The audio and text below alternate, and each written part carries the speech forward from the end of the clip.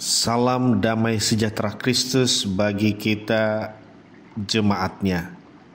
Ibu bapa, saudara yang Tuhan Yesus kasihi, kita akan masuk dalam renungan harian YouTube GKPO Halim Perdana Kusuma. Sebelumnya mari berdoa. Bapa di surga, kami bersyukur atas anugerah kasih-Mu yang melimpah hari lepas hari bagi kami. Engkau begitu mengasihi kami.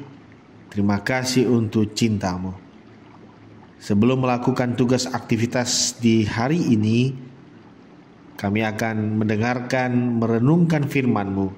Karenanya anugerahi kami kuasa Roh Kudus, membimbing agar kami mengerti, bahkan dimampukan untuk mempedomani firman-Mu. Berfirmanlah, kami siap mendengarnya. Amin. Yeremia 13 ayat 23a. Dapatkah orang Ethiopia mengganti kulitnya, atau macan tutul mengubah belangnya? Saudara-saudara yang Tuhan Yesus kasihi, melalui bacaan ini kita merenungkan dengan tema kebiasaan tidak selalu baik. Pemberontakan kepada Allah sepertinya sudah sangat melekat atau mendarah daging bagi umat Allah, yaitu bangsa Israel.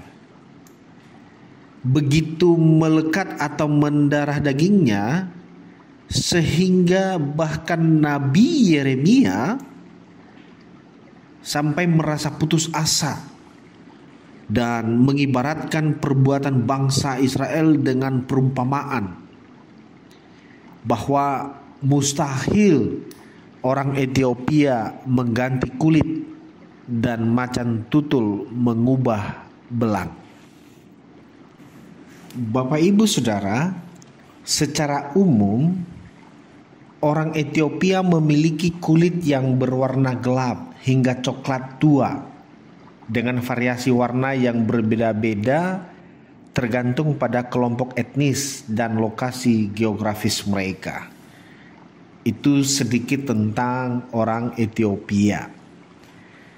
Bahwa perumpamaan ini seolah-olah menegaskan bahwa bangsa Israel yang terbiasa berbuat jahat tidak mungkin berubah menjadi baik.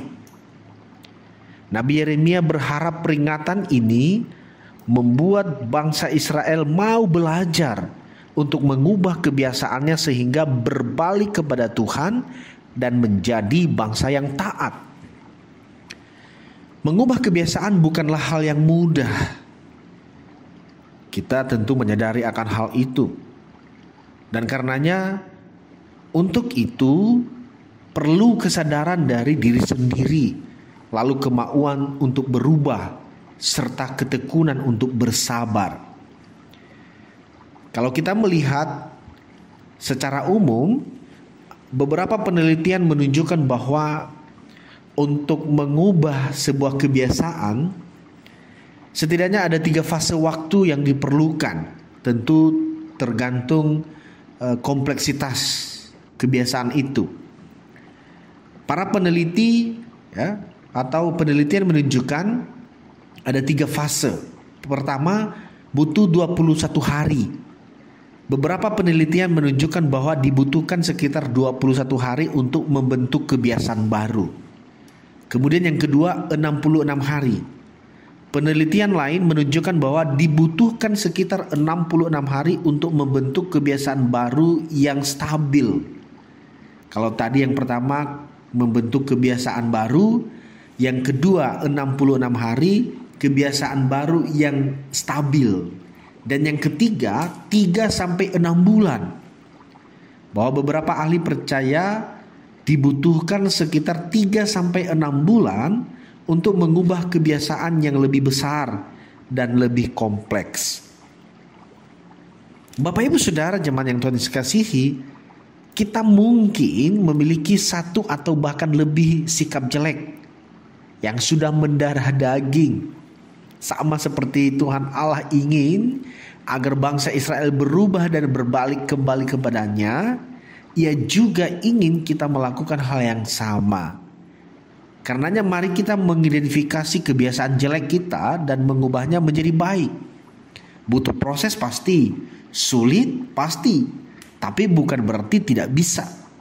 Bahwa ketika akhirnya bangsa Israel menyadari keadaannya dan memutuskan untuk bertobat di hadapan Tuhan, mereka pun disambut kembali oleh Tuhan dan memberkati mereka.